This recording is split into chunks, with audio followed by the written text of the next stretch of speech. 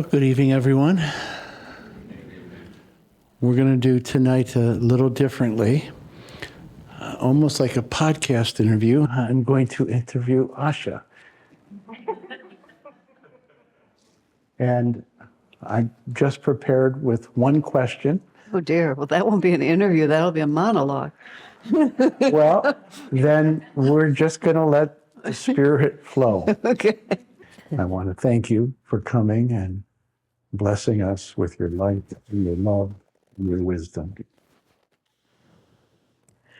And I said this Thursday night that I believe that the Kriya gurus are happy. Just think about that for a moment. I know I'm anthropomorphizing God, but just think about it. We make God happy. Right? And I think the gurus are happy that these two different streams flowing from the one source, Yogananda, come together. And we really felt this the first night, Vicky and I did, just the deep simpatico between us. Mm-hmm. So, again, it's been a pleasure to have you. So you ready for my questions? Oh, yeah. Okay. So, if God is omnipotent and all-powerful, can he create a rock big enough that he can't lift? That's a joke.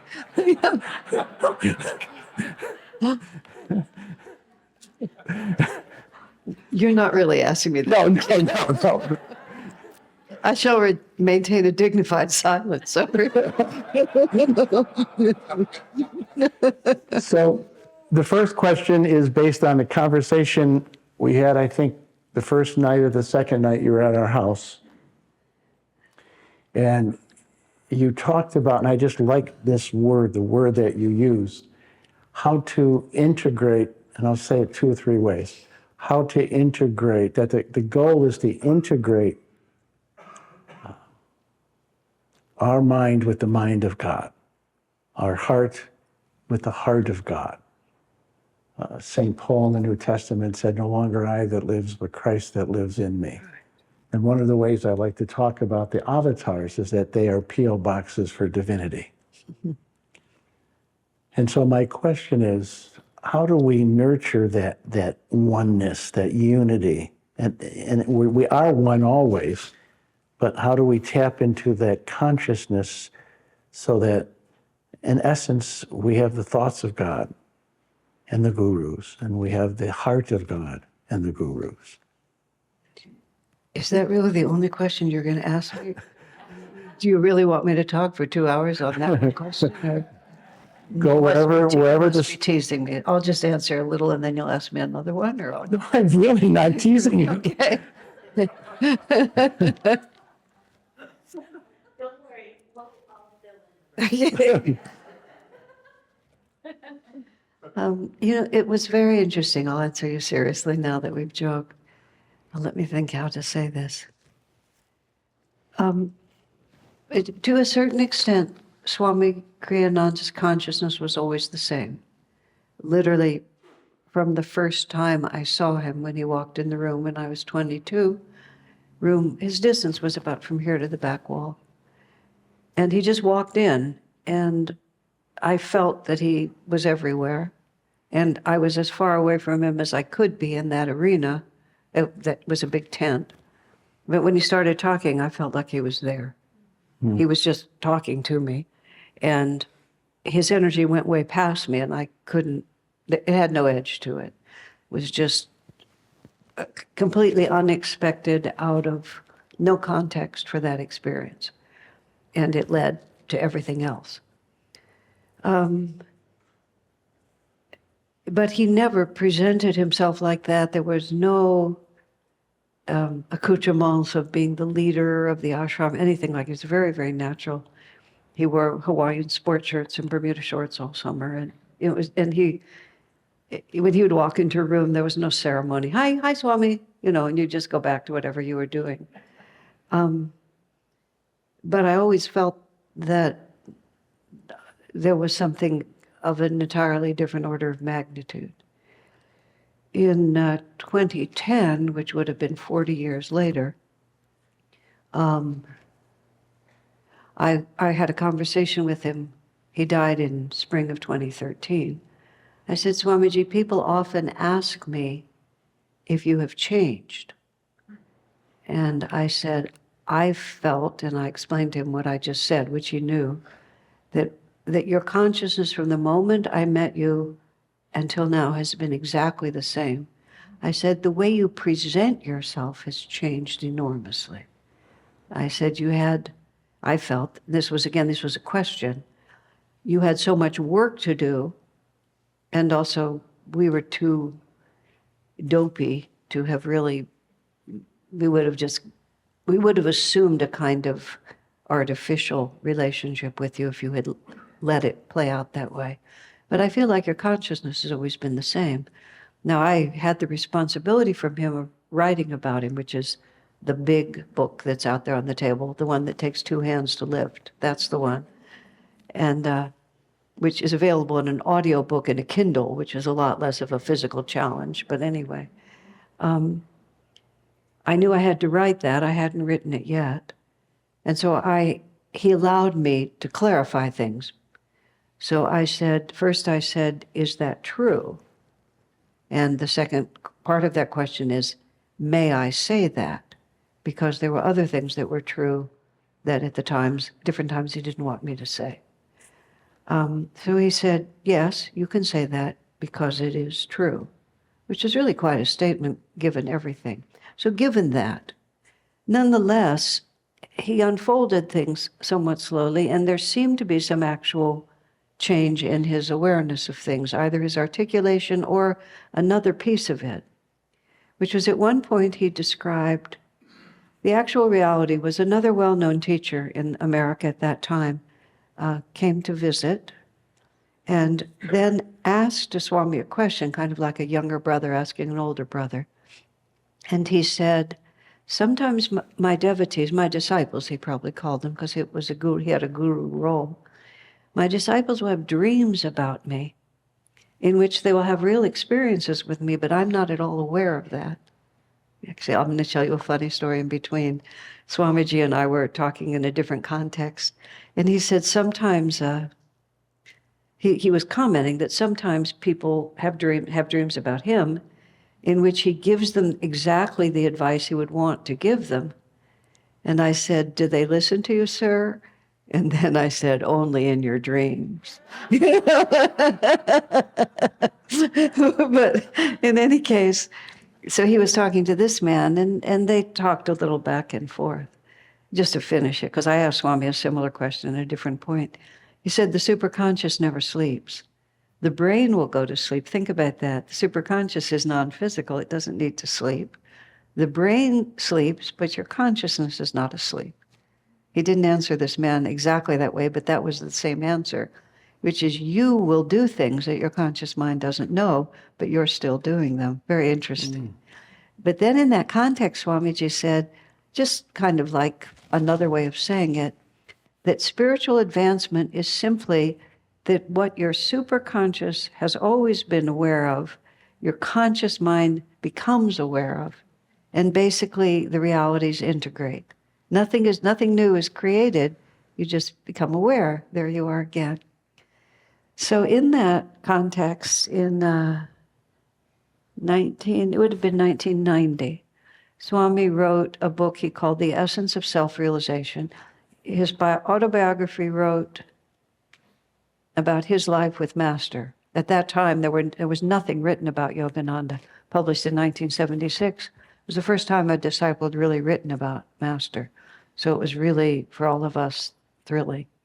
It wasn't until 1990, 14 years later, that he wrote the second book about Master, The Essence of Self-Realization. There was a snowstorm and the power went out.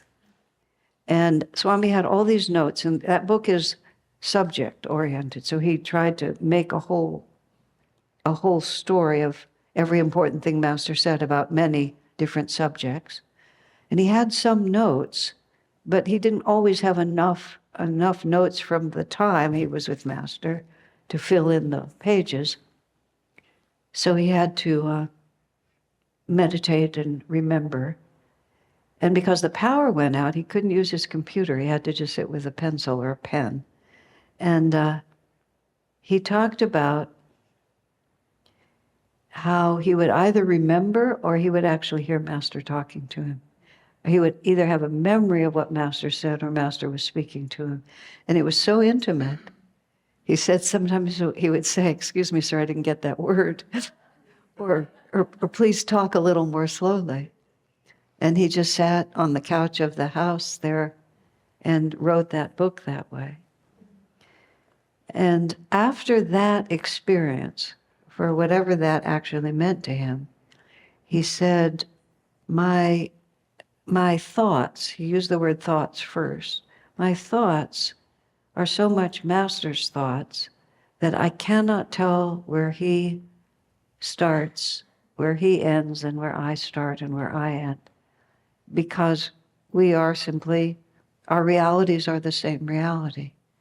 A little later, he expanded on that, and he simply said, I cannot tell where my consciousness begins and ends, and where Master's consciousness begins and ends. Now, I want to tie this just a little bit to, in bearing in mind, this is the similarity between the ant and the mountain lion, but there is some, because we all breathe, we're somewhat the same. That, of course, to all of us was just, breathtaking. That's just exactly what you want. You want your limited consciousness to become one with the infinite consciousness, where the student becomes the same as the teacher. But Swami asked me to write about him when I was 24, which was the first year I was with him. And after that, I always had a notebook and a pen in my hand. And for a couple of years, I even had a tape recorder, but after a while, I gave that up. Over 45 years. And I being conscientious, but unsystematic. I had, the notebooks were large and small and pencil and pen, and sometimes they were afterwards on the typewriter, and so I ended up with just boxes of scraps of paper, which it took me a year and a half to organize, and I finally got them all organized. I wrote the Light Bearer book, which has a lot in it, but there's a huge amount that's not in there, which is what I'm going to do as soon as I go home. I've started writing it. I'm going to finish. So I'm going through 45 years of my own life, because I've worked through a lot of this, just looking at those notes. And to come to all of this, I'm looking at my own mind. And some of these notes, there's a little scribbled July 1971, a little thing like that. And I've been given a very clear memory for things related to him, but I don't remember it. But I read that, and it's my thought. That's how it feels to me. And I looked and I thought, this is who I am. And there was never any dramatic, superconscious, kind of transference of anything. And, people sometimes ask me for the most memorable experiences, and I don't have many, just like nothing really out of the ordinary happens to me. Nothing woo-woo hardly ever happens to me. It just doesn't. But somehow or another, my reality has gradually shifted from all the ideas that I made up myself to the ideas that I've integrated because I wanted to. Because I wanted to, in the sense that I wanted to be happy. And this was divine law that I was learning. And so at a certain point, this just becomes natural. It's not like any of this is foreign to us. Just like we grow into our adult bodies, and, little children, there's some children's song all about the day that I could finally reach far enough to turn on the faucet and wash my own hands. Mommy, will I ever be able to turn on the faucet? And Mommy promises that someday you will be able to. And I suspect that all of us just walk up to the faucet and turn it on now. You know, we don't have that sense of thrill that we can turn on the faucet, because when you're a child, the growth of your body just happens. And we're just children. We're children in relation to the masters. And if we just, if we really want to be different. And so I think there's many different ways that you could say, how do we integrate, which is the word that you were using. And I honestly think that the single K is if you want to. And if you want to take the gift that Divine Mother is giving you more than you want to grip onto the one that you already have. You know, because they want to give us this gift. That's the main point. It's like it takes a tremendous amount of energy to remain egoically separated from the divine. There used to be some cartoon that I remember from my childhood where there was some kind of a character who had the concept of a diving bell. Does that ring any, just like it's a submarine, but somehow it's a tiny little cartoon submarine, and it goes down in the water. But, if you're in a submarine, the ocean is determined to break through that shell. And you have to work so hard, the shell does, to hold the ocean out. That's actually what our reality is. We have to work so hard to remain separate and deluded. and everything in creation is trying to wake us up. And grace flows in if we give an opening to grace. And it just has to be a conscientious, consistent desire. And the more you back it up with an open mind and an open heart, the more the ocean comes in and the shell goes away. And it's a heart and mind story. I mean, some people talk about it being only a heart, but it's also a mind story, because we make up the truth. And do we want to continue to live with the one that we made up? Or are we interested in the inescapability of divine law? And I'll add one more point to that then. When Swami was in charge of the monks at SRF, he developed this course in discipleship, and he had, I believe, the 5 attitudes of a disciple or something like that. It was very well done. The first quality of a disciple is courage, really, even before devotion, because it's the courage of the unknown, and it's just the adventure, the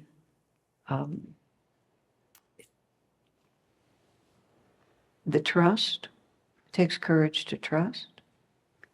And it takes courage to be honest enough to accept your limitations and then learn something new. And I think that's perhaps an answer to it. That's a great answer, and I'm going to pull 2 things out of what you said and then have you comment. One is the last thing you said, courage. And I'll maybe put this in a context for people maybe who have had trauma in their lives. Trusting can be difficult. Letting go can be difficult. And so the courage that you had to drop, and I'm sure it was a process, but to drop the walls, to drop the defenses, to drop the rationalizations, and make yourself, for lack of a better word, vulnerable to Kriyananda. That's the first observation. The second observation is we have a notion a lot of times of devotion that it's emotion. Mm-hmm. And there certainly can be a feeling of devotion. But what you did to me is the essence of devotion. You in different ways, you listened to him, you made yourself available to him, you wrote what he said down. And I think what happened over a period of time where he ends and you begin is a blurred line. And Yeah. I know you're very humble, but what you just modeled for us is devotion, what true devotion is. Attentiveness to the guru, attentiveness to the truth that they teach, and attentiveness vis-a-vis service of the guru. Yeah. I remember, some of you know Father Richard Rory is a Franciscan priest. He's been a spiritual father figure to me. And many, many years ago, he just said to me, whose thoughts do you prefer, yours or Jesus's? Yeah, that's right, exactly. I knew what the right answer is. I wanted to argue, but I knew what the right answer was. But it wasn't just having some sort of cognitive understanding. It is allowing I call it the Christ impulse Fair enough. to invade me with my permission. Exactly. But I want to say how you modeled devotion and service. So another question is, having gotten to know you, how much you live service. In fact, your whole life is service. And I'll just, something I shared with you, and then I want you to talk about service, is I'll be 70 at the end of this year. And my fantasy was always, well, by the time I'm 70, I'll be spending 6 to 8 hours a day in meditation. Vicki will be bringing me my food. I would come out. In your dreams. Precisely. And I would come out, and when we were with our grandchildren, I would be a loving grandchildren, show up once in a while on a Thursday night and give a spellbinding talk.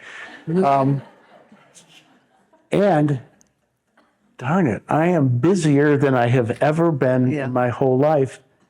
And paradoxically, 98% of the time, it's a joy. Yeah, So can you talk about service maybe in terms of this attunement and this integration? very good.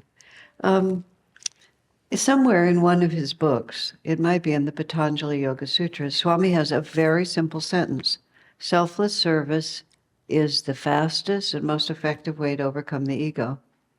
He doesn't even say Kriya Yoga, which is very interesting. I mentioned somewhere at the beginning of my talking to you all, maybe it was on Thursday, that when I read Vivekananda's statement, don't think about yourself and be happy, I was 18 years old, and my first thought was, what else is there to think about? I mean, really, it was just like an incomprehensible thought. I've never been selfish. I have always had a generous spirit, but I have been aware of myself, until I conscientiously tried to stop. But the way I finally put it to myself is I was always calculating my own advantage, but not selfishly. I was always looking to maximize the fun. So I was always aware of where it fit in so that I could make it more fun. In other words, I was always at the center of my universe. And when I read that and I realized it was important, I literally just I remember talking out loud, literally describing the environment around me. Oh, there's telephone poles. Oh, there's a gas station. Just in order to just think about something other than me. It was really impressive how constant self-concern was. That's the word I finally came to. And then I went to move to the Ananda village, and I was up at the meditation retreat, and he put me in the kitchen, asked me to help in the kitchen. About 3 weeks after that, the actual real manager had some family emergency and drove off in the middle of the night and never came back. So all of a sudden, I'm the manager. We're cooking for guests and for residents. It's about 30 people for every meal, because there were no separate kitchens at that point. I cooked 3 meals a day, 6 days a week. And on the 7th day, I got into the big pickup truck. I took 20 loads of laundry into town because we didn't have washing machines. I did everybody's laundry. I bought all the supplies, and then I drove the truck back. And when the weather was bad and it was snowing, we could only get halfway up the hill, and then we'd have to schlep all the stuff up. It was so much fun. I absolutely loved it. And I was so busy. And my only helper, God bless her, and I don't mean this in an unkind way, but something had happened to her brain when she was young. So she had a very good heart, but not an entirely functioning brain. And so she helped me, and then I did this. Let's just say I was busy. I loved every minute of it. And for the first time in my life, I was totally focused on something that just obliterated me. And I literally remember someone coming up to me and saying, "How are you?" And I was startled. Who? Really, like I went, who? Me. Oh, me. And that was the first time I realized that if I could just become a flow of energy, then you become the energy. And if you don't ask yourself if you're happy, you're generally happy. You have to stop and wonder if you're happy. Do you understand what I mean? If you just are in the flow of life. And everybody has a temperament, and my temperament is I work better when the energy is flowing through. And it's not like I become morose or something like that, but far from ever imagining that I would ever sit there for 6 or 8 hours and meditate every day and that would actually be my life. I just knew not in this incarnation. You know, it's just some of us are born for something else. And the other half of that, at least in my own, is I have a debt to pay. I just like, there's been so many blessings in this life that I have to pour it out. And I don't know how to pour it out just through meditation, but I do know how to pour it out this way. Just as a small joke on that one. You know, every so often you have the opportunity to have some psychic tell you who you used to be and so on like that. This court, Swami actually told me it's something to do with my hands and my horoscope. It might be my hand. The way those two fingers lean together. He gave me some esoteric explanation that was articulate in defense of Dharma. He said to me, if I ever misused the gift, I would lose it. Just like that, it would be gone. And the psychic said I helped start the French Revolution. Why doesn't that surprise him? There was a woman, actually, who was critical in starting it and then became horrified as to what it developed. I mean, I sort of read a little about her. I thought it could be. I didn't recognize it. But the point is, I used the gift to persuade people of lesser realities and sometimes even dangerous realities. So I have a debt to pay. It crossed my mind that someday I might stop talking, which was really a remarkable thought, that at some point it could balance. But until then, I must keep the energy going. But it's not tapasya. It's like, what a joy. Yeah. Just to have and when all else fails, I just go in the kitchen and cook for people. Yes. As long as it can just keep going. Yeah. Well, let me quote, I think, something from St. Clare of Assisi. She was Francis's sidekick, and every bit his equal. And she uses the word love, but I think it's interchangeable with service. Mm-hmm. She said, you become what you love. The channel is blessed by that which flows through it. That's how Yogananda put it. Exactly. Yes. Exactly. So let me bring up another piece with that, and again, have you comment. I made the statement a few minutes ago that particularly if we've had trauma in our life, that's right. It makes it difficult to let go sometimes. And I'll just share a real breakthrough moment of my life. Some of you in the Assisi Institute have heard this, but it ties in also to what you were saying about karma today. Again, Richard Rohr, this Franciscan priest, he was, I was like 35 at the time, and he was in town. Those of you that went to Sinbad's for lunch today, we were driving in my car very close to Sinbad's. Mm-hmm. And he turned to me, and I had a very difficult childhood. My mother died when I was 12. My father was an alcoholic. I was homeless. I was put into a home for juvenile delinquents. I quit school in the 8th grade, yada, yada, yada. And it was during the mid-'80s or the early '90s, and I was in therapy every week trying to heal my inner child and give myself the childhood I never had.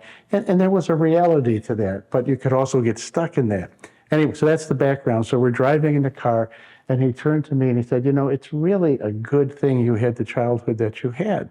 And I turned to him, I said, Richard, I'm in therapy every week, reparenting my child.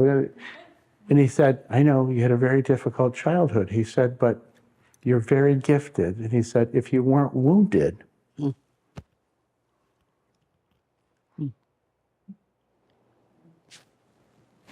you weren't wounded, you'd just be a yuppie making lots of money and contributing nothing to the world. Wow. He said, you've become a wounded healer. And this was the last line. It was the beginning of an evolution, a revolution in my thinking. He said, maybe that was the childhood that you were supposed to have.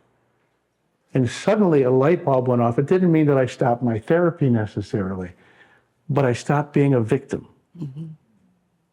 And there was something in that realization that allowed my heart to open a little bit more, to be open in the way that you were open with Kriyananda. Interesting. That's the answer to the question you asked, Anne-Marie, isn't it? Yeah. I mean, it's so obvious, in a sense. It's obvious after it's obvious. Yes. Yeah. That you would not become great if you weren't compelled to put out the energy to become great. So would you have a soft ride in a mediocre life? Or are you under pressure? What is it? The diamond is under a great deal of pressure, and that makes it a diamond. I mean, they're not empty words. They really are the truth of the matter when we can see it and feel it. I wasn't always open to Swami because I was too dumb. But I wanted to be. And, use the word devoted, devotion. We use the word devotion, and generally we mean Hare Krishna, Hare Rama, Rama Rama. That's what we think of when we say devotion. But of course, the origin of the word devotion is devoted. And you can be, so I think devotion is about what you're devoted to. And so I was devoted to freedom. I was devoted to wisdom and joy of the 8 manifestations. Someone asked me that question once. I'd never thought of it. What are your favorite manifestations of God? Someone said to me. I thought, what a dopey, fabulous question, And I realized that I have 2, and one is joy and one is wisdom. And they're sort of equal. The concept of truth seeker is there. So what you're devoted to really determines also what you become. Because I was devoted to truth, and I was devoted to understanding where happiness came from and how to avoid suffering. I said to Swami early on, Sir, as long as I can remember, I've been determined to find happiness, and I've never been unhappy. I said, this is a little weird, isn't it? And he said, past lives, obvious. Plenty of suffering in past lives. Doesn't mean you have to still suffer, but you know what you're trying to avoid. So this is what I was saying, where you have to get your mind engaged too. If you're only just going by your feelings, unless your feelings are already extraordinarily purified, your feelings can mislead you unless you also have some principles in front of you. And the principle of what is true, what is really lastingly true. And I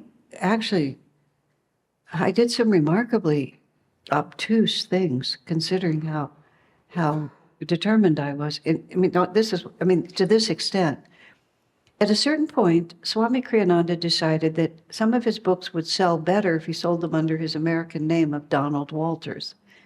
Because in some context, Swami Kriyananda was an obstacle rather than an asset to getting people interested. His book on education, on art, on money are a few of them, leadership. For reasons that are obscure to me now, I really thought that was a bad idea. Well, actually, they're not obscure to me. I thought it was a bad idea. That's all there is. I had no authority. I was not involved in the publishing by that point. But that's just how I felt, and it was clear that's how I felt. 20 years later, Swamiji was visiting us, and I really do not know how it came up. But he said, I would have used Donald Walters as my author's name, a long time ago, but Asha thwarted me. That's the word he used. Thwarted me? And I'm just like, what? I was just like, I had no idea. I knew I had my opinion, but I had no idea the sensitivity with which he related to my ignorance to preserve my confidence and my self-respect. That's the only way I can think to say it. And then as he saw that I didn't react except to, with like, wow, I never knew that. In fact, he said rather casually, you often thwarted me. Yeah, that's what he said. You often thwarted me. So overnight, I came back downstairs. He was in our house. And the next morning, and I said, I believe I owe you a global apology. And he said, yes. I said, consider it given. But what that was is, it's more subtle, the whole thing, because what you think you're doing and what you're actually doing are not always the same. But my intention never wavered, even when I was unable to fulfill it. And many years earlier, when I did other things that were not as good as they could have been, he quoted Master, God reads the heart. And I didn't quite know what he meant by that. And he said, you can't always fulfill what your intention is.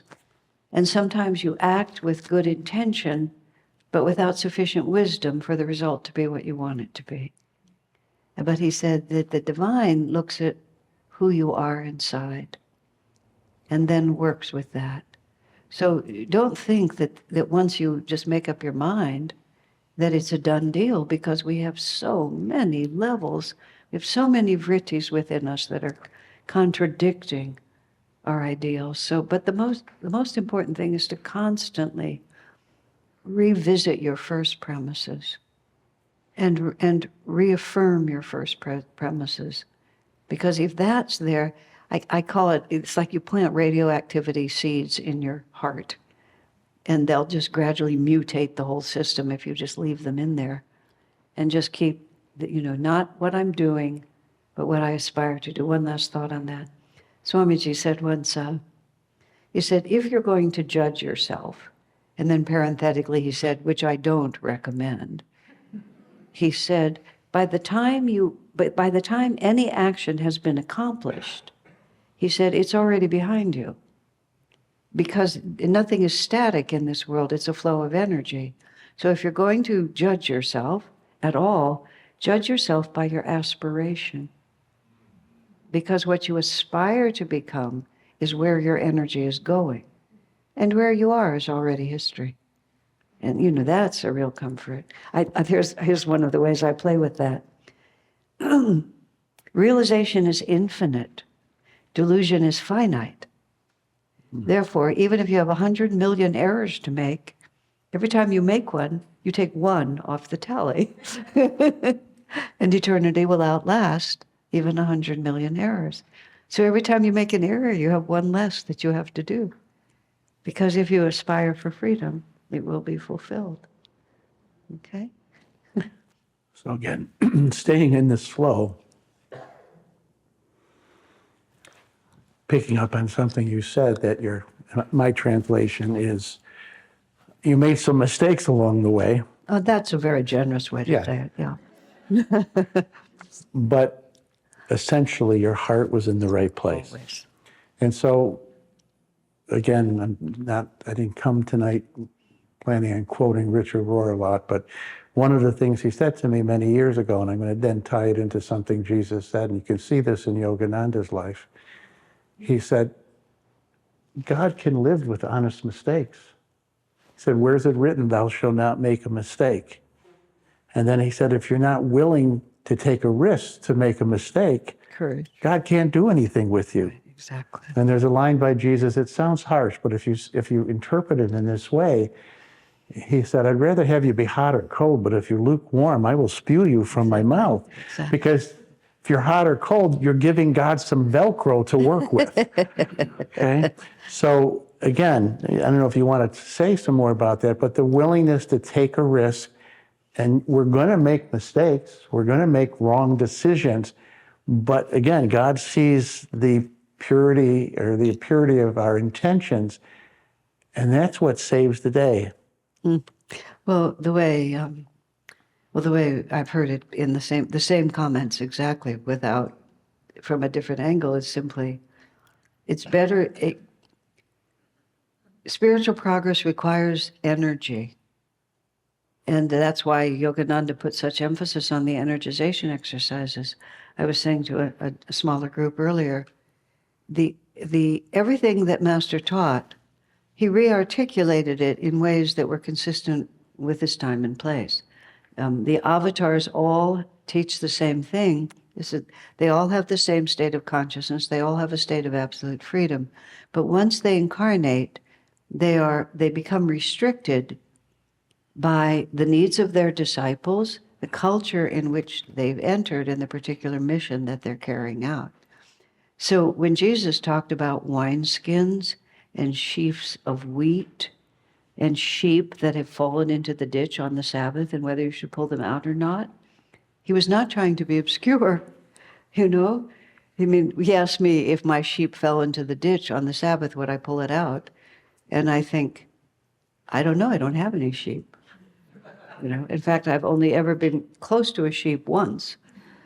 And there's no ditches where I live. You know, just like it's all becomes very obscure, but it isn't. He was really trying to just make it exactly what it was. He also talked about kings and servants and masters, because in the world that he lived in, there were lots of kings and servants and masters. Yogananda talks a little about that, but he talks about television and movies and radio and airplanes and submarines. And there'll be a time when those will be obscure references. But everything he taught was classic. Was exactly what Jesus taught, exactly what Krishna taught, exactly what Buddha taught, but from the angle that this particular place needed. But he had one original contribution, and that is the energization exercises. No one ever had those before. Yoga postures have always existed. Everything, Kriya itself, has always existed. But not the energization, because he wanted us fundamentally to understand that spiritual life is the quality and quantity and the direction of your energy. And that's really what we're working with. So if you don't have any energy flowing, it does not necessarily mean that you have transcended anything. It just means that there's not enough light through the window to see what the pattern on the window is. There's a very apocryphal, probably, story about Swami Vivekananda when he was in the United States, and some man came up to him and said, Swami, I would like, help me to realize God. And the Swami said back to him, can you lie? Oh, I would never tell a lie. He said, well, you must learn to lie so convincingly that no one will know that you're lying. Can you steal? Oh, no, Swami, I would never steal. You must become so good at stealing that you never get caught.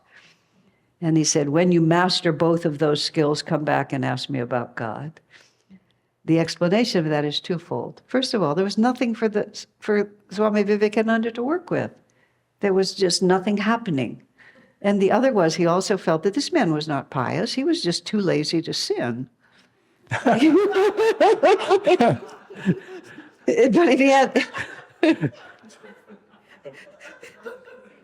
But if he had any energy, that's where it would go. So he said, just get moving, and then we'll work with it. And so that was why, Swami and Master, they always preferred a racehorse to a dull nag. Yeah, because at least the horse is in motion. Right. It could be running the wrong direction, but all you have to do is redirect it. You don't have to just get it out of the stall. It's already moving. So Swami was like that.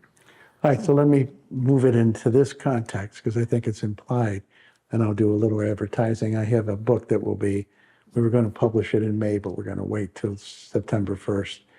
And it's called The Hero's Journey through the template of the life of Francis of Assisi. But this is the point, is that a good life, a noble life, a holy life, spiritual life, a life worth living, it's an adventure. And And now a little confession, it ties into thinking that I would be meditating 8 hours a day. That once upon a time, my goal in the spiritual life was to be in such a state of peaceful bliss that it would be okay for me just to sit on a park bench all day or whatever and do nothing. And then through a series of events, that's not my path. And there's no real transformation in that path. That where the transformation comes is the willingness to embrace the adventure and to take risk and to extend energy and even be willing to fail in the process. But it's an adventure. And rather than looking for safe ground, to always be moving towards the high ground. I don't know if you want to talk about spirituality and the path as adventure. Well, that's how Swami, why courage was the first thing that had to happen. Courage and energy. And, it's interesting. Let me think about this for a minute. I'm trying to think what the courage part of it is. To me, well, this was my karma. The horrible risk was that I wouldn't find something to devote myself to. I mean, like the real terrifying prospect to me. And I don't mean this unkindly to anybody in this room or anybody on the planet, but I was afraid I would marry a dentist. I have no idea why that was my particular fear. I don't know who in this room is a dentist, but I had this picture in my mind that my husband would be a dentist. And at that point I had, and in my dream, my not so happy dream, I drove one of those station wagons with the wood on the side. I had a bunch of kids in the car, and then in the far back there was a dog. This was my nightmare, honestly, that there would just be nothing out of the ordinary, unpredictable about my life. So my fear was backwards. My fear was that there would never be the opportunity to take a risk, rather than that taking the risk would be bad. But I also had a very serious element to that. About when I was 18 or 19, when I was just starting, I had this, I articulate it by saying I was awake all night. I don't know if I literally was, but it was that kind of a feeling. And at that point in my life, I didn't even know anybody who had ever died, what to speak of being in the presence of someone who died. Subsequently, I've sat there and been there when people breathe their last, or been there for the last days or weeks, more than once. So I know what that looks like. But apparently I knew it even before I knew it, because I had this visualization of my own death. And it wasn't morbid in itself. Somehow death has always seemed just like part of what we do when we come here. But the whole scene was exactly as I've seen it played out multiple times, how the person gradually withdraws from this world, becomes more and more gaunt, how the people around you are somewhere between very attentive and bored, waiting for you to die. Or irritated. Or irritated, and sometimes they're paying attention to you, and sometimes they forget, and they just talk about the sports or politics, over your dying body. And none of that was hurtful. That part wasn't the hurtful part. None of it was hurtful. The part was that I realized that no matter how many people loved me, and in my deathbed scene, a lot of people loved me. And so it was a lot of people who were involved. No matter how many loved me, no matter how deeply they loved me, no matter how wonderful our life had been together, when I died, it would just be me. Just be me and my consciousness. And I just did not want to have done nothing at that point.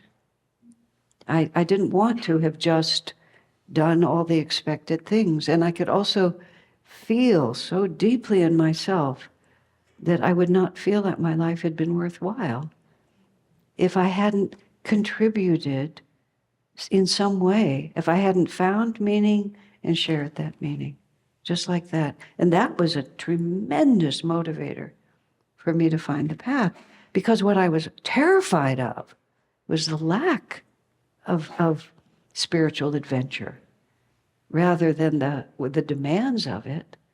And so even though the way you talk about it is common, and I actually also use those words too, but what are we really afraid of?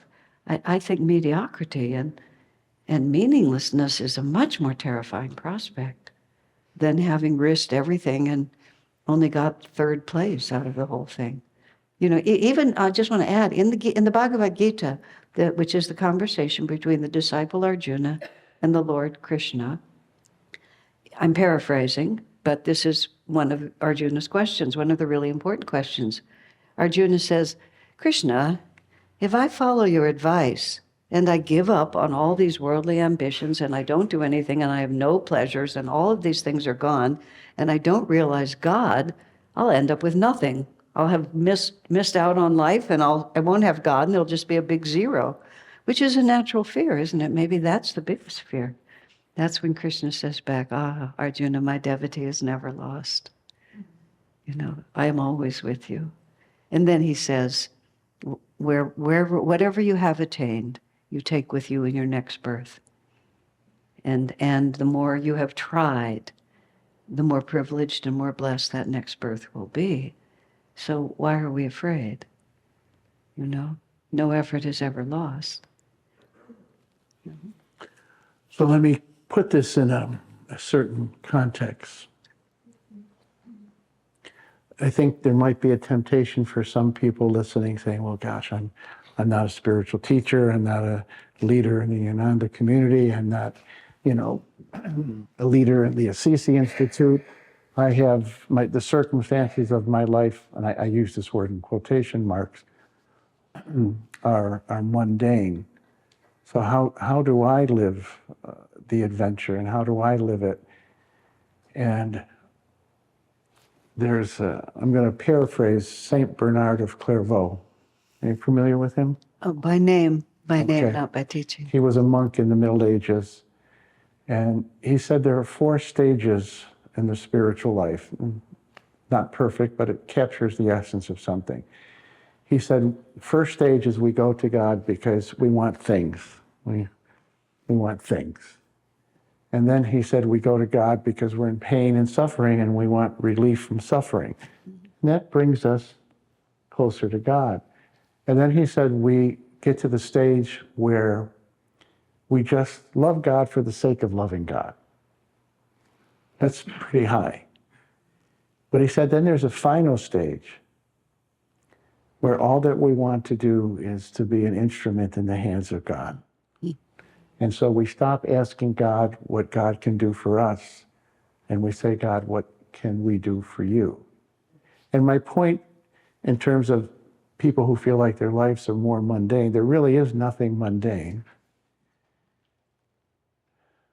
If we begin every day with the prayer, with the intention, with the aspiration to just be an instrument in any and all situations, that energy you talk about begins to flow through us. And it's people at the Assisi Institute have heard me say this. The people that you see in the grocery store, choose to love them. Smile at them. If you work for somebody, you're an employee, imagine that you're working for God. And your goal is to love your employer. Or if you're the boss, your goal is to love your underlings, to love your clients, to be that intentional every day. Creates that flow and begins to create the adventure. One of the things I've learned many things with being married to Vicky Jo. I like to say I talk the talk, but she walks it. She wakes up every day with a plan to love and to serve other people. It's just part of her nature. And living with her, I see that energy, that love just flowing through her. The house we lived in a number of years ago, there was a deer. A herd of deer would come through every morning, and there was one deer that had a broken leg, and it was just walking around on 3 legs, and it could tell it was struggling. Vicky brought a blanket outside and tried to give it a blanket and was going to take it into our house.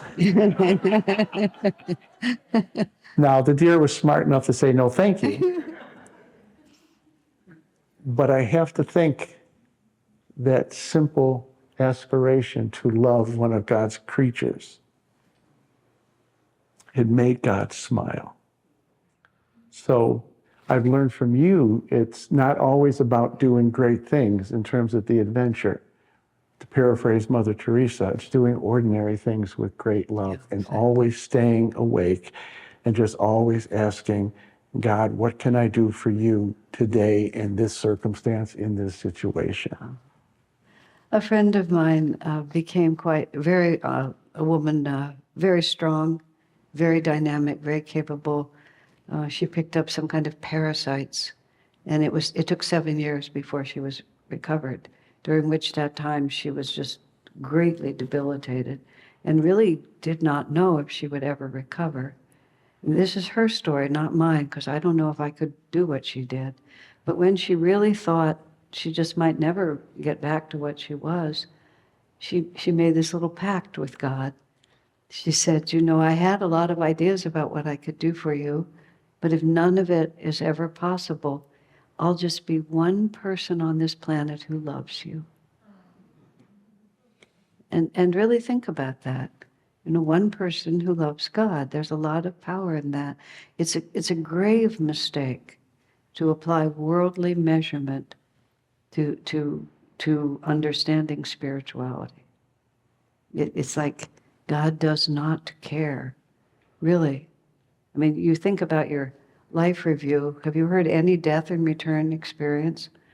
When they come back and they say, oh, well, you made partner, and you're only 43 years old. Congratulations. You won the big case. You made the big deal. Like, who cares? How much did you love? And again, this is also, it's like we're each exactly where we're supposed to be, and nobody's position is better or worse because it's just theirs. You have to be where you have to be. And the other thing is, one of the laws of abundance is to maximize the blessings you do have. If you always are saying, oh, I would be better if, and I would really put out energy if, and I would really be good if, then you're basically squandering whatever opportunities you have. And if somebody squanders the gifts that are given and doesn't respect them, even in human life, you don't give them any more. But if you take whatever tiny portion of opportunity or talent or whatever it is given to you, and just absolutely use it to the max, then the laws of magnetism shower more and more upon you. So if you feel that you lack on any level, especially if you lack opportunity, just make the very best of what you have. And then to those, this is what Jesus says, to those who have, more shall be given. To those who have not, even the little they have will be taken away. And he's not really talking about outer riches, he's talking about inner attitude. So don't mistake the form for the essence. It's a grave mistake. So I'm going to tell a little parable, and then I'd like you to comment on it. And then maybe we can move to questions with people. Anything you want, sir, you're in charge. I'm in charge? Mm-hmm. Okay. But I want to put this parable in the context of all of you. If you're sitting here in this room, and it's not because of the room, it's because of the intention that brought you to this room, you have really good karma. If you're hungry for God, you have really good karma. And I'm going to make this statement, then I'm going to go to the parable. Every one of you is incredibly courageous. And let me put it in the context of this parable. And the parable, it's a parable, but it's telling a truth. Before God created planet Earth in this dimension, he called all of the souls together. Remember, the soul is eternal and immortal. And he said, I'm going to ask those of you who love me to do something. To take on a human form and a human body and go down to this place on planet Earth. 90% raised their hand. He said, wait a minute, there's more to it. He said, you're going to go down to planet Earth, and particularly if you live in the northern hemisphere, it's cold, it's hard, it's difficult, and life isn't going to be easy. How many of you love me enough to do it? 50% raised their hand. He said, well, don't raise your hand yet because there's more to it. You're going to go down there and you're going to forget about me for a period of time. And you're going to forget that you've forgotten about me. And they said, well, why would you ever ask us to do this? And he said, because I've never had the experience of forgetting, and I've never had the joy of waking up. And how many of me, how many of you love me enough to take that assignment? And there was one more question. Will you be with us even though we have forgotten? He said, I'll always be with you. Yeah. You were among souls that said, we love you enough to take that assignment. And even if it takes 10,000 lifetimes to wake up, I love you enough to give you the experience and the joy of waking up. Don't doubt your love for God. And don't doubt your courageousness, or you wouldn't be here. Swami said whenever he would see people suffering, this was one of the ways he dealt with people suffering.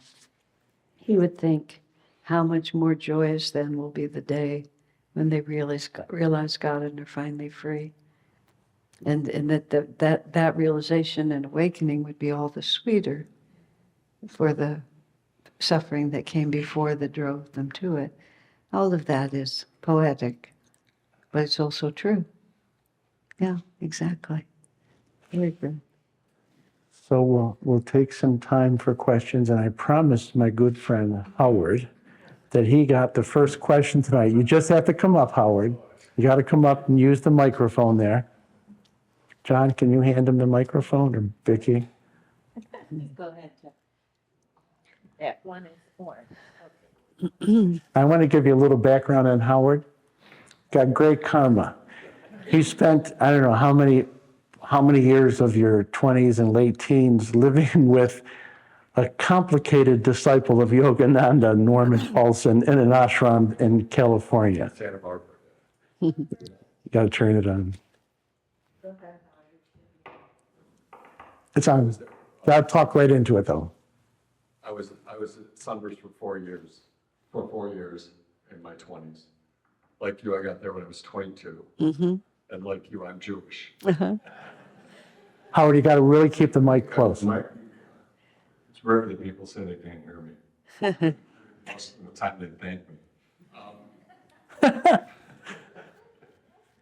My question is, I've been on the path since I was 18. And I'm comfortable. I've been to India twice. I'm extremely comfortable with the Indian gurus. And as a Jew, I guess it is. I just have challenges in my relationship with Jesus. Right. Okay. That's the question. Yeah. Okay. That's the question. Okay. There's a woman at Ananda Village who's Israeli. Asha? I have to repeat it. The question was from has he introduced himself to me last night as my fellow, he said we're from the same tribe. Yeah, he was born into a Jewish family also.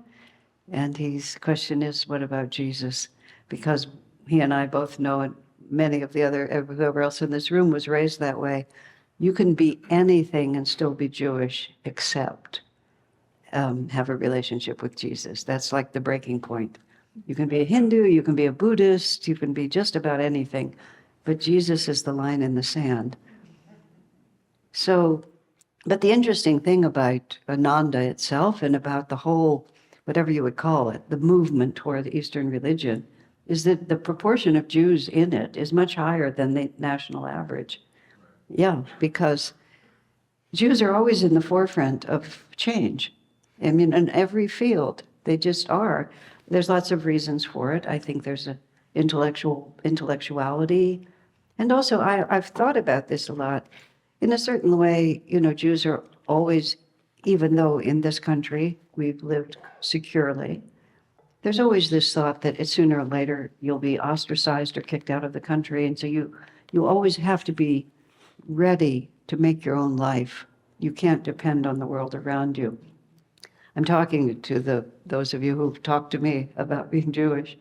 A friend of mine, very close friend, was talking to me about the fact that she has her grandmother's cut glass punch bowl. And the question is, who is going to inherit it from her? She's presenting this to me, and in a family, that's going to be a real issue. My mind is, your family has held a glass object for all these generations. Didn't somebody come in and either steal it or smash it? It was just beyond me to think that you could live in such a stable way. And I've been perfectly comfortable. I've never in my life been discriminated against for being Jewish because I don't look Jewish. But whatever it is, so it's not anything in this life, but that knowledge of independence has a tremendous positive side.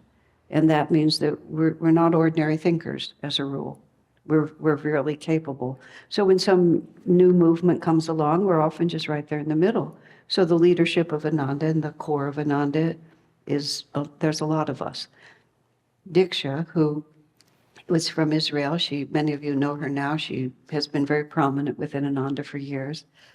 She, just to give the whole story, she borrowed a car from someone in some complicated situation when nothing was working out for her.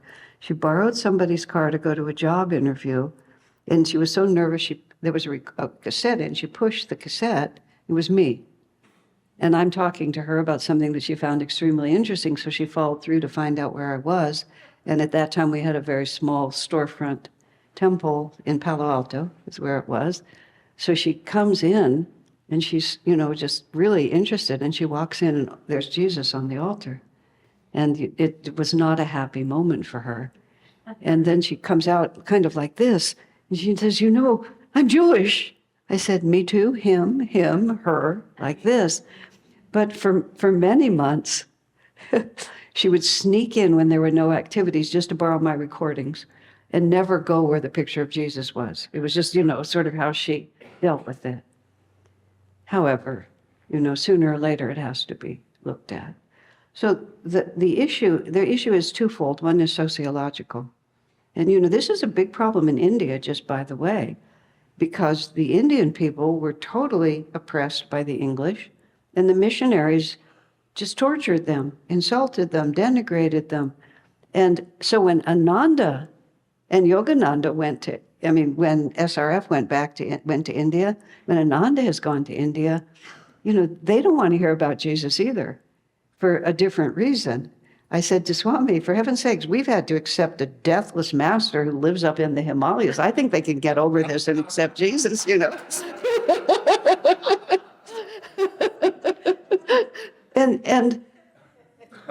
But the primary reason is simply this. I grew up neutral on Jesus. I never attached Jesus to anything bad at all. But he was a non-existent reality.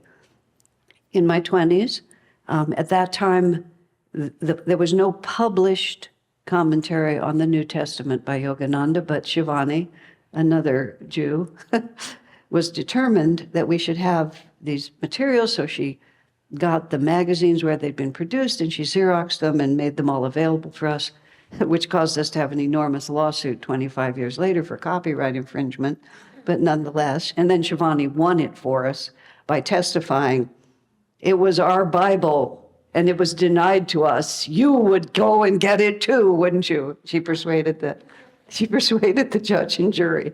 That's beside the point. So I'm in my 20s. I'm reading about the New Testament. I'm reading about Jesus for the first time in any way that I put my heart to it. Everything that Yogananda says about Jesus, it doesn't actually contradict what the churches say in the sense that Jesus was an avatar, Jesus has the power to liberate us. You know, the irony of Christianity is it is the most guru-oriented religion in the world. There is no religion that is so dedicated to the guru as Christianity. And for that reason, it's a great religion. And everything that's there is true, but there's more. There's just more to it. So I'm reading, I was in seclusion, day after day, I'm reading this for the first time. And I had absorbed enough from, the water and the air to have a basically conventional picture of what Yogananda called churchianity, which is not quite the same as what Jesus taught. And I realized fundamentally that nothing I thought about Jesus was true. And so the first question is, who said that? Who told me that there was something contradictory between dedication to Judaism and understanding that Jesus is a great avatar and has a powerful blessing for me? None of that was created by Jesus, and none of that was created by Moses. It was all created afterwards by politics, intellectuality, institutions, money, leadership. So basically, for any of us who were raised with the prejudice, it really doesn't have anything to do with Jesus. It has to do with the simple question, who said that? Why did I believe that was true? Because when Master explains it, which is to say, when Sanatana Dharma explains it. Sanatana Dharma is the Sanskrit word, which is often translated as the eternal religion. But I like a different one, explanation I like, is that which is. Yes, Sanatana Dharma is divine law. And then every so often, one of these great avatars comes with a direct revelation of divine reality, of Sanatana Dharma, of that which is. He explains it to us. When you're in direct relationship with that avatar or with his revelation, then everything is perfectly clear.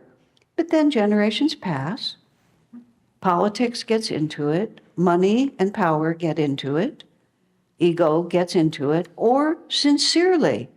People say, one of my friends, there were these two men that were friends of mine for a number of years. They were both Episcopal priests, active Episcopal priests. And we had a lot of fun together. I had enjoyed both of them. And this man, I asked him some question at one point about some aspect of the Bible because he had some advanced degree in his training.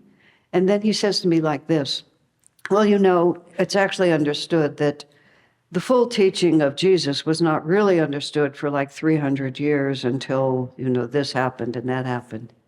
I said, wait a minute. So you're telling me that Jesus himself didn't know what he was talking about, and it took 300 years of scholars to actually figure out what Jesus meant.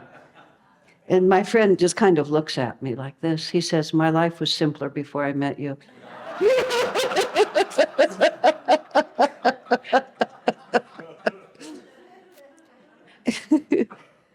But for a Jewish person to be inhibited to open your heart to Jesus or to respect Jesus, or especially to have to sneak into the temple when the temple's, so you don't have to look, it has nothing to do with Jesus at all.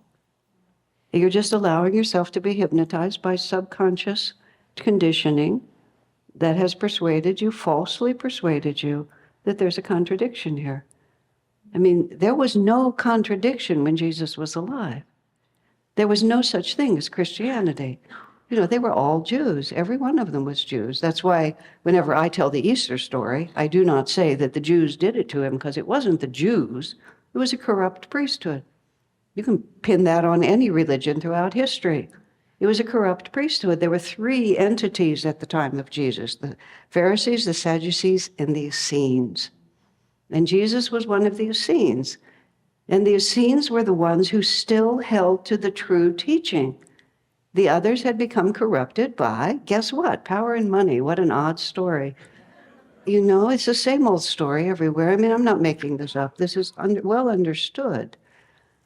And the Essenes were Sanatana Dharma. I mean, I read about the Essenes, and I think that was us. You know, that was us at that time.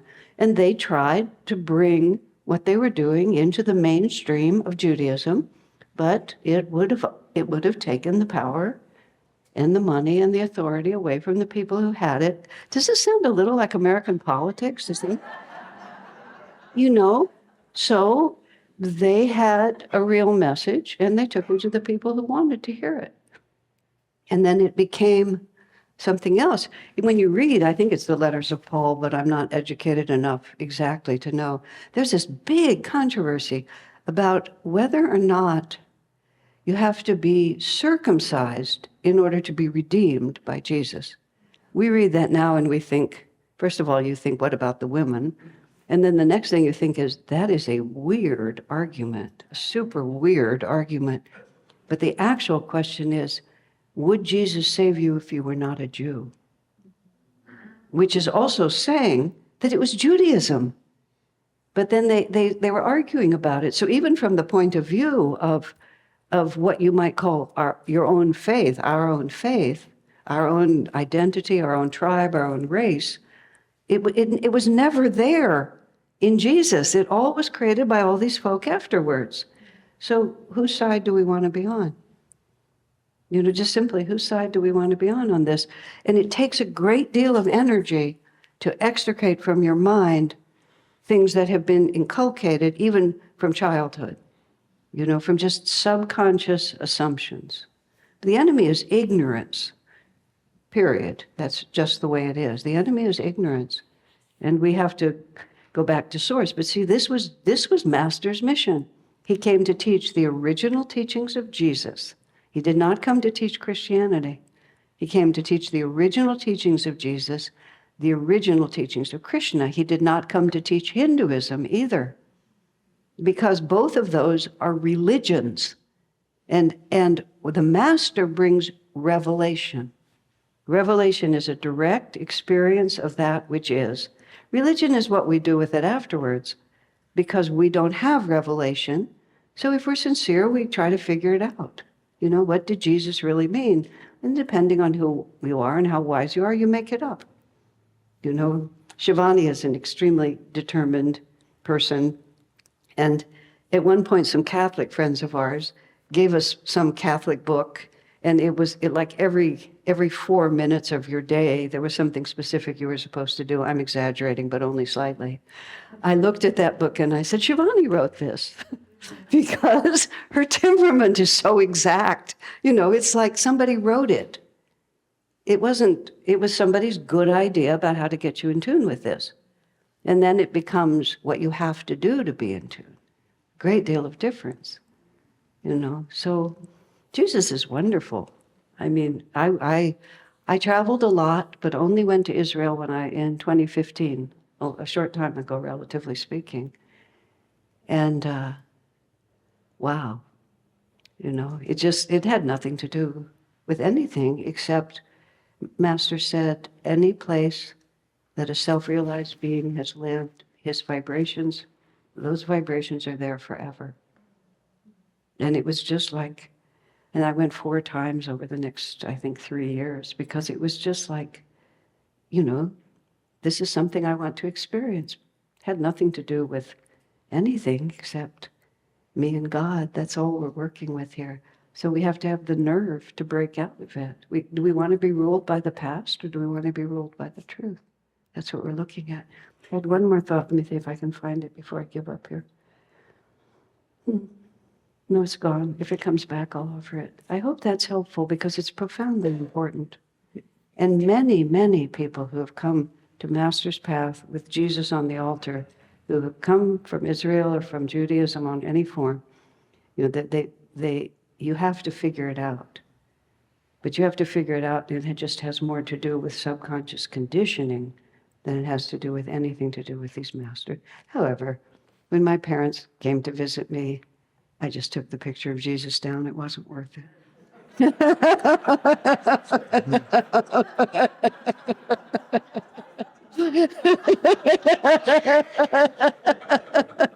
And if I can just give a little bit of a perspective, and I'm not Jewish, and I don't pretend to understand exactly what it's like to be Jewish and to wrestle with Jesus, but let me kind of give you somewhat of a parallel.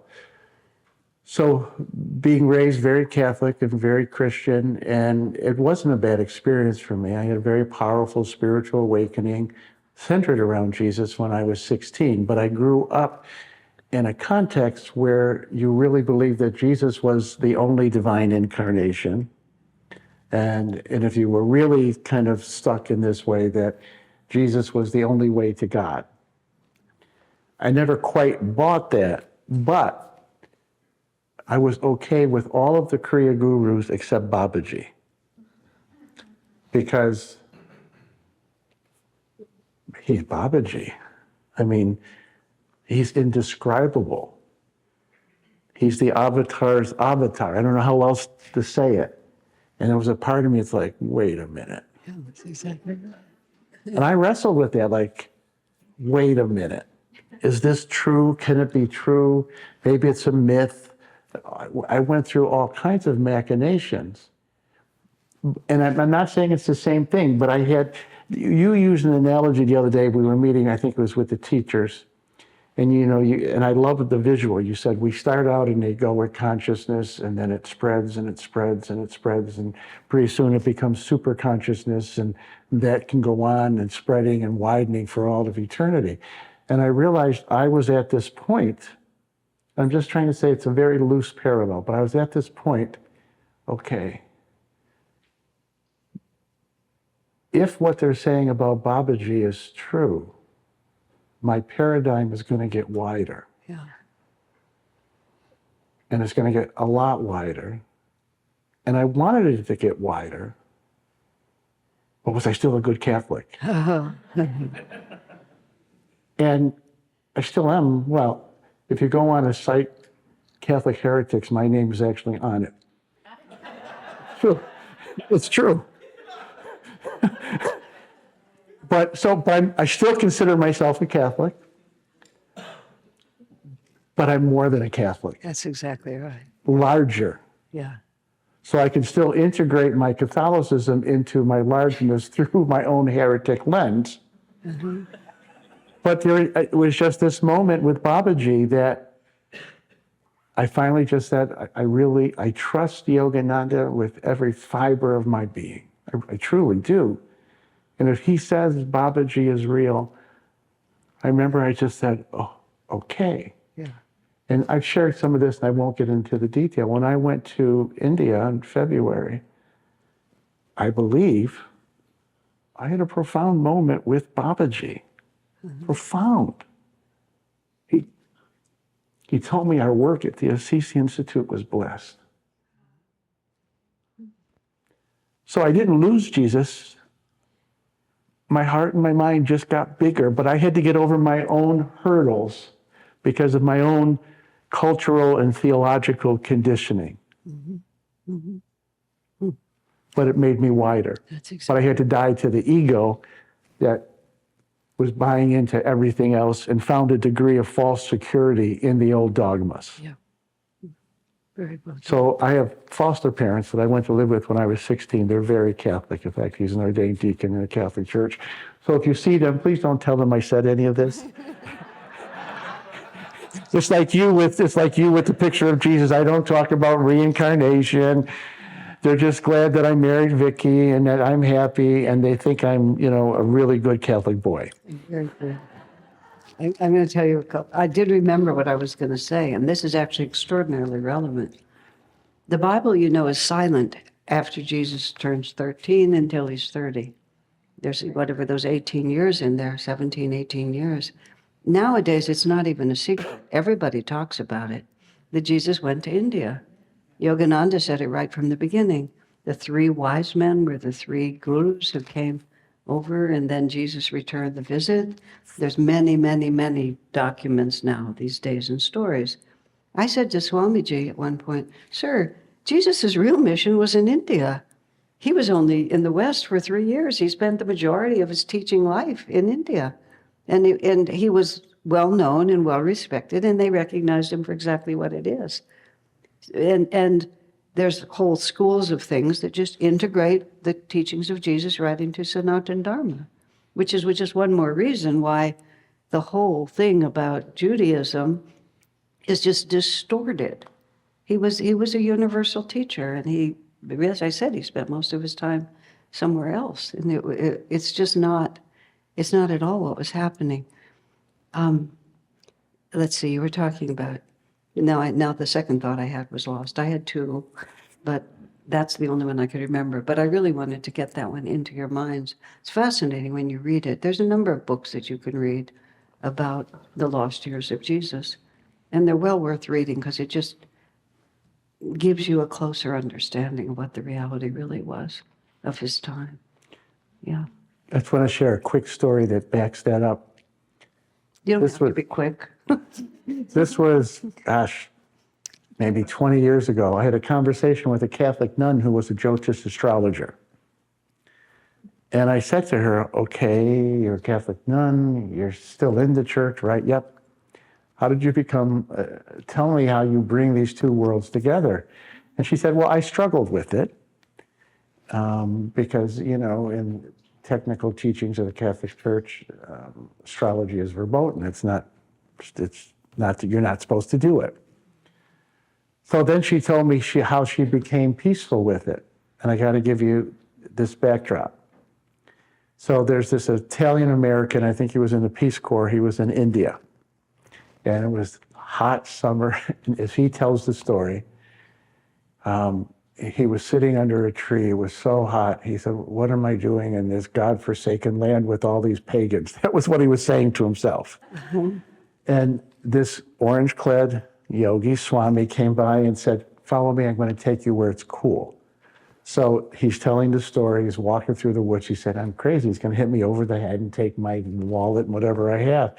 Well, they found this monastery, but most of the monastery was subterranean. It was built under the earth. So he said, come on in, and it's cool, because it was underground. So he said it was really cool. And then the Swami said, but there's another reason why you're here, and I'm going to go meditate and find out what it is. Again, the Catholic nun is telling me this story. So the guy's looking around, and there's statues. And he sees a statue of Jesus. He said, what's he doing with all these pagans? It just was his mindset. And then the Swami came back, I know why you're here. That picture, that statue you're looking at is Jesus. He was here during the lost years. Yeah. And God wants you to go across the big pond and find this Catholic nun and tell her this story. Really good. So she said, this guy knocked on her door one day and said, are you the Jyotish astrologer? She said, yes, I have to tell you this story.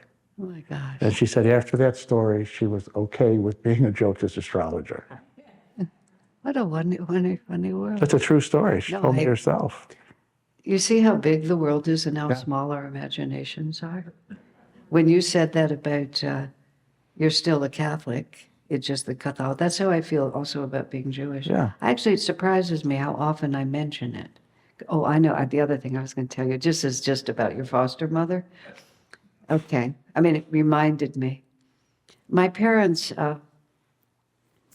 because they raised me to think for myself, I thought for myself, so I found a new way of living. And they over the years, they alternately supported it. For a very brief period of time, they tried to oppose it. I said to my father, don't make me choose. If you make me choose, I will not choose you. I said, don't do this. And then they never touched it again. But everything was fine until the mid-'80s when Swami Kriyananda wrote an oratorio. He went on pilgrimage to Israel, and then he came and wrote this beautiful oratorio with all these songs about Jesus.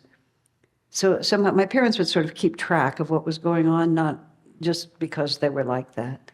And so they suddenly found out that I was a Christian, and they'd never actually picked that up until then. They tried to tell me I had just become a Christian. I expressed to them that I always had, they just didn't know it. But it was really, I had crossed the line like this.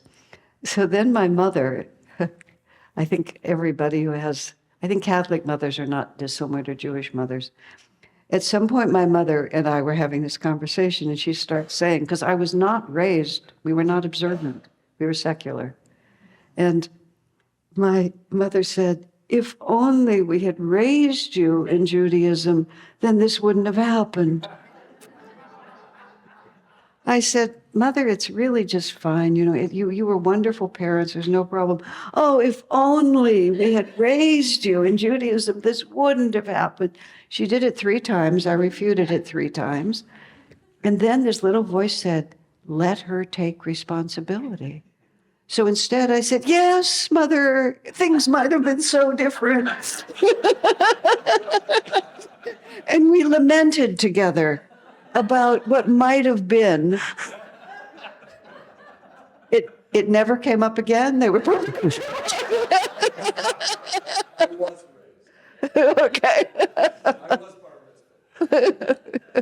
Well, I'm going to tell you a funny story with my foster parents. Again, they're very Catholic, and they were very disappointed when Vicki and I did not get married in the Catholic Church. Yeah. Very disappointed.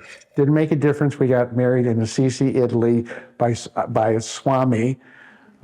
They were very disappointed. So after we were married, I didn't hear from them for like 3 months. Mm-hmm. And my foster father's a straight shooter. Like if he was a vice president at Xerox, if he'd been in the military, he would have been a 5-star general. He just has that. Mm-hmm. So I could be very straight with him. So I called him up. I said, so have you disowned me? And they said, no, but we don't know what to think.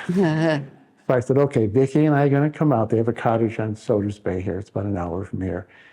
And it was funny because I felt like I was gay and coming out to them.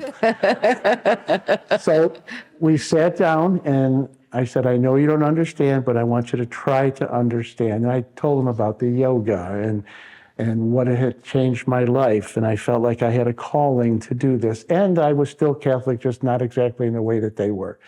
And they were very sweet. They said, well, we know you're so happy with Vicki and she is so good to you. And we've never seen you better. Yeah, right. Yeah. So, okay. Yeah, so okay. So we've been at peace with it. It was a little bit scary going to talk because, I'm in their will. I didn't want to be kicked out of it, Well, my mother didn't raise a dumb son.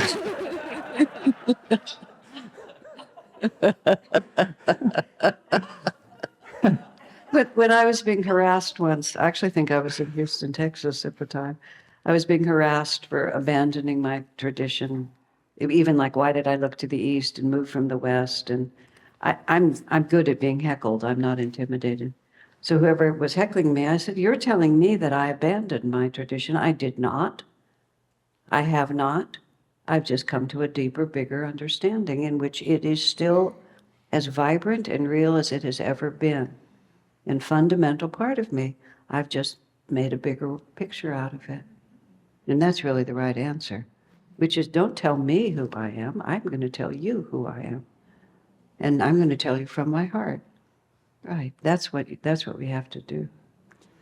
I was telling just you maybe yesterday, occasionally I get letters from fundamental Christians or Catholics who say that I am somehow limiting Jesus, dishonoring Jesus. And I always come back and say, no, you are. And they say, well, why do you say that? I said, because you limit where Jesus and the Christ consciousness can work. And it can only work in your church, your way. Jesus and the Christ consciousness is universal and can show up anywhere. I'm not going to tell Jesus and the Christ consciousness where it can show up or not show up, and neither can you. Yeah. They never know what to say to that. The other side of this, just to be fair, I mean, I'm not usually the one who's on this side, but I'm going to say it this way. We have to be sincere to what works for us. And it's not good karma to undermine someone's faith at any time at all. We find what the way in which, and this is what you're saying, the way in which God will speak to us. I was on a television show, not a radio interview, And I had been invited there to talk about organic gardening and goats because we were living back, we were back to the land. But before it started, it turns out that this man who was interviewing me had been a drug addict, and he had been saved by Jesus Christ. And he clung to that Savior.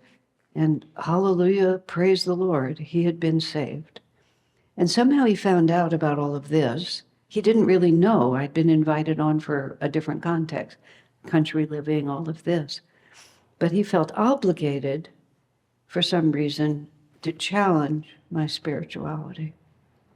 So which put me in a very unusual position, because I was not going to say anything that would in any way diminish that man's commitment.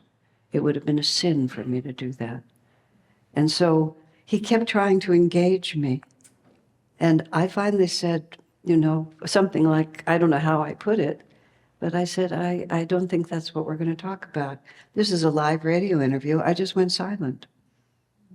And we just had to sit there for a while because I wasn't going to break the silence until we just went back. He saw that we weren't going to go anywhere.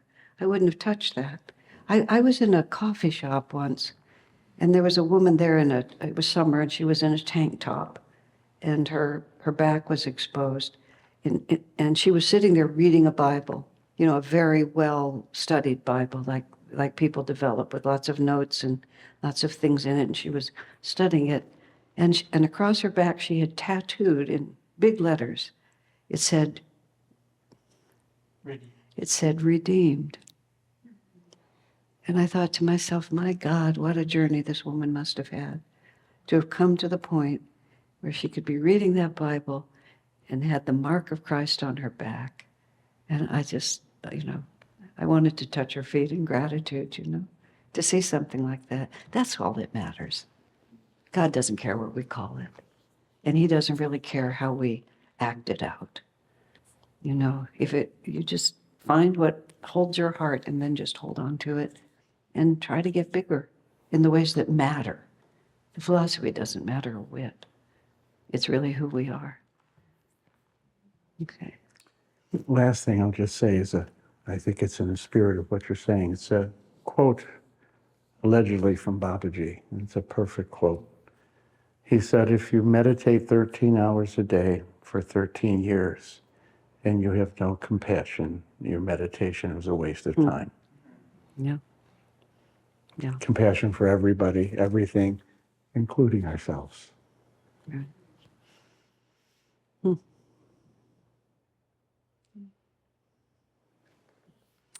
I think that sounded like the closing line. I think so, yeah.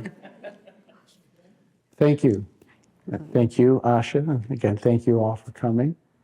Don't forget, we have tomorrow morning at 10 o'clock. And I think Asha, afterwards, if there's still some books to be signed, she'll sign the books. All right. I especially want to thank you for coming out tonight. It's cold and rainy, and so thank you. Again, thank you, Asha. And we'll close with Yogananda's prayer.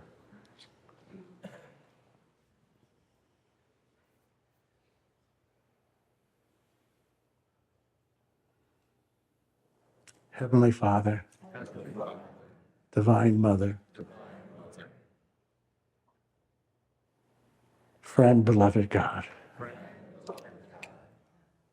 saints and sages of all religions, Saints and sages of all religions, may thy love shine forever may thy love shine forever on the sanctuary of our devotion, on the sanctuary of our devotion, and may we be able to awaken thy love in all hearts. and may we be able to awaken thy love in all hearts. Om Om Shanti, Shanti, Shanti, Shalom. Amen. Have a good night. Drive safely.